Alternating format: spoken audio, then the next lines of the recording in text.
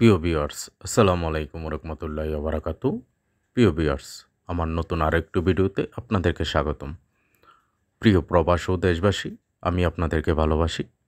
আশা করি আপনারা সবাই ভালো আছেন। আলহামদুলিল্লাহ, আমিও আপনাদের দোয়া ভালো আছি।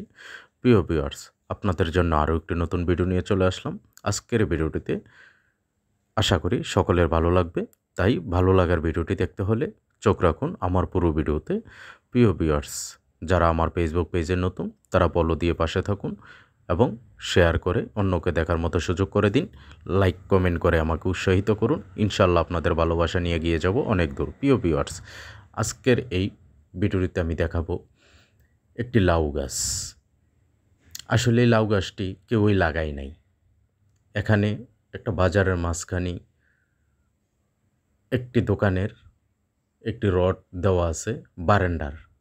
রডটার পাশে একটু মাটি আছে, পুরাটাই পাকা। একটু মাটি আছে, এই মাটিটার ভিতরে হয়তো কোনো না কোনোভাবেই লাউয়ের বীজ পড়েছে। এখান থেকে একটি লাউয়ের চারা উঠছে। ওঠার পরে আস্তে আস্তে আসলে যত্নে যে কোনো জিনিস সুন্দরভাবে গড়ে ওঠেন, এটাই বাস্তব প্রমাণ। যখন এই লাউ গাছটা একটু বড় হলো, তখনই যার দোকানের সামনে, উনি একজন ফার্মেসির ডাক্তার, তখন উনি নিজেই এটাকে আস্তে আস্তে পরিচর্যা শুরু করলেন। পরিচর্যা করতে করতে দেখেন আজকের কত সুন্দর একটি লাউ গাছ হয়ে দাঁড়িয়েছেন। এই লাউ গাছটিতে কি সুন্দর ফুল এসেছেন, লাউয়ের বিচি এসেছেন, এবং কি এই লাউগুলো বড় হবে এবং কি অনেকগুলো ডালাপালা। আসলে আমার কাছে দেখে অত্যন্ত ভালো লাগছে, তাই আমি এই ভিডিওটা করলাম। যেই কোনো জিনিস যত্নের মধ্যে কতটুকু সুন্দর হয় তার জ্বলন্ত উদাহরণ এই লাউ গাছটি।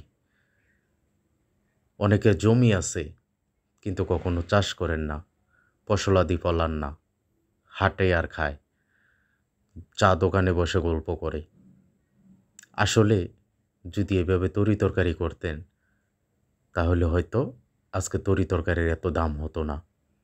এই ছোট্ট একটি উদাহরণ এই গাছটি, কারণ এটা তো নিজে নিজে উঠেছেন। ওই ডাক্তার যদি এটাকে একটু পরিচর্যা না করতেন, কবে এটা মাটির সাথে ধুলাই হয়ে যেত, কারো না কারো পাড়ায় এটা ধ্বংস হয়ে যেত। উনি সুন্দর করে রডটার মধ্যে 2-3টা বান দিয়ে দিয়েছেন। দেখেন চতুর্দিক দিয়ে কিন্তু ফাঁকা, এই রডটার গোড়াটাতে একটু মাটি। এটা থেকে এই যে কি সুন্দর অনেকগুলো ডালাপালা হয়েছে, অত্যন্ত সুন্দর লাগে। আসলে যে কোনো জিনিস চেষ্টা করেন, ইনশাল্লাহ সাকসেস হবে। যত্ন করলেই যে কোনো ফসলাদি, যে কোনো গাছগাছালি সুন্দর একটি রূপ ধারণ করতে পারে, আমাদের অনেকের উপকারে আসতে পারে। কম বেশ সকলেরই গাছগাছালি উপকারে আসে। এই যে তরি তরকারি গাছটা খুব সুন্দর একটা উপকারে এসেছে। শাকসবজি খেতে পারবে, লাউ খেতে পারবে।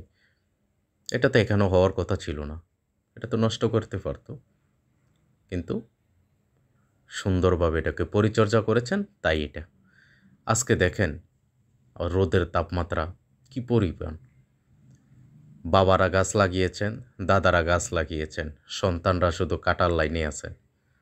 দাদা গাছ লাগাইছেন 20টা, বাবা কাটছেন 10টা, বাকি 10টা কেটে ফেলছেন সন্তান। কিন্তু একবারও কি চিন্তা করছেন যে আমি 2টা গাছ লাগাই? যদি গাছ লাগাইতেন আজকে পরিবেশ সুন্দর হতো। আজকে আমাদের এত রোদের তাপমাত্রা আমাদেরকে পোহাতে হতো না। ঘর করবো, বাড়ি করব, গাছগাছালি কাইটা জায়গা পুরা খালি করে ফেলে, কিন্তু একটা গাছ লাগানোর উদ্যোগ কখনোই নেন নাই। আপনারা তো জ্বলন্ত প্রমাণ দেখেছেন, গাছের নিচে তাপমাত্রা 36-35, আর গাছ ছাড়া জায়গার মাধ্যমে 42-43। এখনও কি আপনাদের বুঝতে বাকি আছে? আপনারা বেশি বেশি গাছ লাগান, পরিচর্যা করেন। শুধু লাগাইলে হবে না, গাছকে পরিচর্যা করতে হবে, গাছকে যত্ন করতে হবে। সেই গাছেই একদিন আপনার উপকারে আসবে, আপনার সন্তানাদের উপকার আসবে, সকলের উপকার আসবে। সামনে দেখা হবে অন্য কোনো ভিডিওতে। সবাই বেশি বেশি গাছ লাগান, পরিবেশ বাঁচান। আপনারা সবাই ভালো থাকুন।